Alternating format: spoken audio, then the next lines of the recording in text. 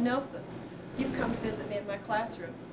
I was getting out my aquarium to set up some experiments on refraction of light in water, and I thought, this reminds me of a story I heard at NSTA one day about the fish in the aquarium that had a piece of glass that separated the fish from the other side of the aquarium. The researcher found that the fish would swim round and round in this side of the aquarium, and they would hit that glass and come back, hit that glass and come back. And pretty soon they got used to the fact that that glass was going to be there. And when he pulled out that piece of glass, the fish just would go where that glass was and stop and then come back. They never knew that there was another side of the aquarium they could get to. When I talk to beginning teachers about my philosophy in teaching, I tell them this story.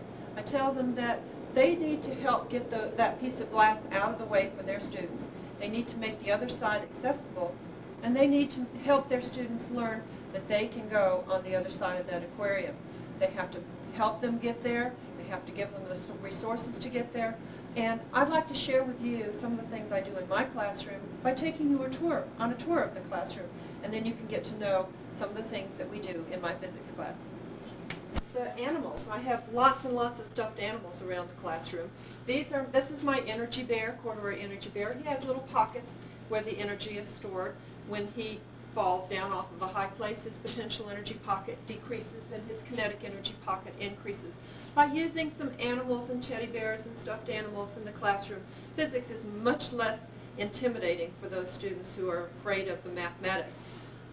Down below you'll see that the kids went to Jets team competition, to Science Bowl competition on Saturdays. We spend a lot of Saturdays together going off in groups doing things that are of a science work. The students like to do alternative assessments to show me that they've learned the concept. Sometimes they write books that are hanging from the ceiling, posters that are on the walls, videotapes of songs that they've made that we share.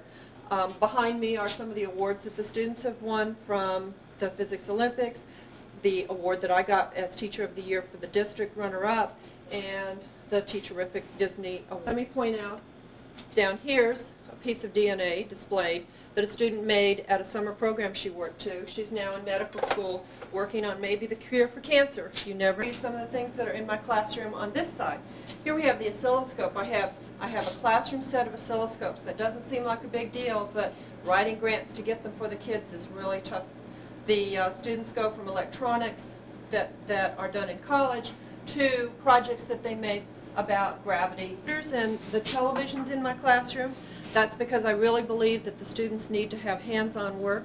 The televisions are for the students to work right off of the screens from LaserDisc information and data that deals with physics, and the computers are for the kids to input data, do simulations, really have a hands-on kind of lab. That's how the students learn, by letting the students be the people who are important in the classroom, giving them a chance to succeed, helping them to be what they would like to be. That's how a teacher is. I hope you enjoyed getting to know me and getting to see what goes on in my classroom. Mostly my classroom is about the students. Always keep that in mind when you're a teacher.